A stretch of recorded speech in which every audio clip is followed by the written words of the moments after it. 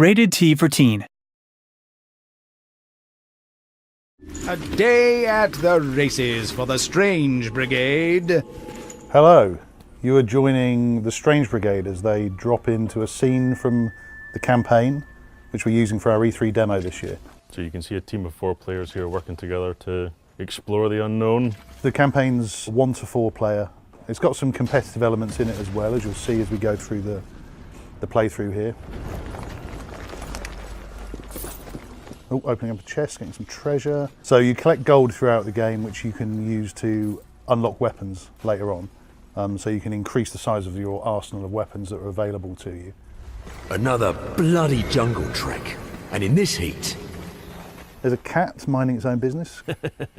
There's layers of collectibles in each level, isn't there, Steve? Yeah, there's a bunch. There's like canopic jars and lots of things that reward the player for detailed observation of the environment. Is there no problem the brigade can't solve? So as you explore through the environments, there's a few simple sort of action-y puzzles to solve. Ghastly ghouls blocking the bridge. But can they hold it against the Strange Brigade?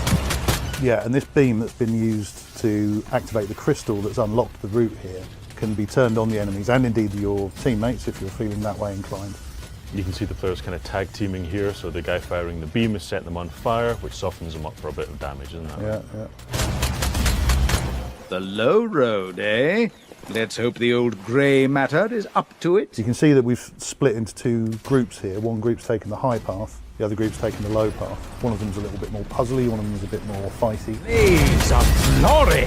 I can think of a few good uses for these razor-sharp rotaries. The detail in the levels has like multiple paths as you go through. It rewards lots of replayability in the levels to find everything.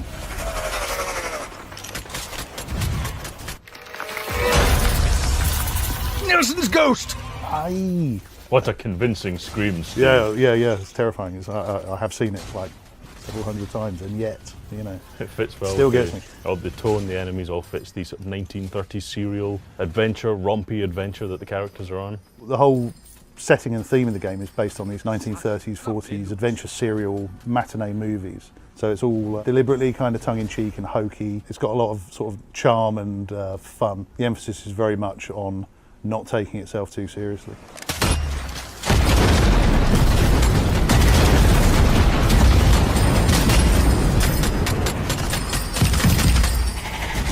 Well, they're not called the Subtle Brigade, I suppose.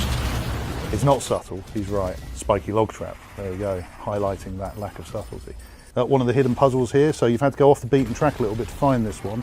There's loads of different puzzle doors like this throughout the levels. Behind it, you'll find a relic, and by collecting sets of those relics, you can unlock more amulet powers. As we continue on, you'll start to see those amulet powers coming into play a little bit more. Cracked it.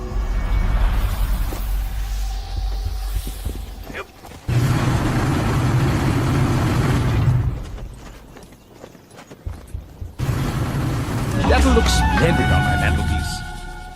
So we're about to see here the power gems being applied to the weapons. So each weapon has got a different number of slots, and you can use like damage upgrades, but also considerably different effects like ricocheting bullets or ice bullets or fire bullets. And as you unlock more and more powerful weapons, they come with more slots available.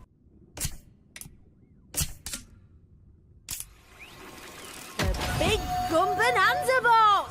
Here's the first of the prototype weapons, the exploding crossbow, which I think Gracie is going to demonstrate for us now.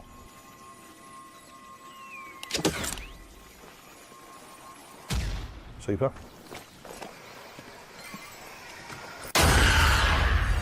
Yikes.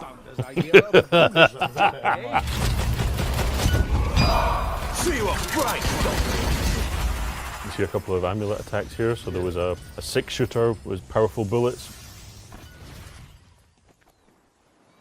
And there's Langus, the Wrath of Ra, a kind of radial explosive fire wave. So solving one of the many puzzles in the game here as well. So this is kind of operating cooperatively, one person standing on a footplate to open the door, the other having to thread their way across a maze following the clues that are laid out in the room.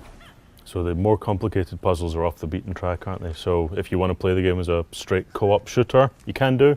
If you want to explore the environments and find unlockables, give you cool new treasures. You can play that way as well. What we're hoping to see is people repeatedly playing these levels and discovering whole new areas that they've missed the first time around. And here's a Nexus. So this is one of the systems where you're undermining Sateki's grasp over the environment by smashing these crystals. Kill them all!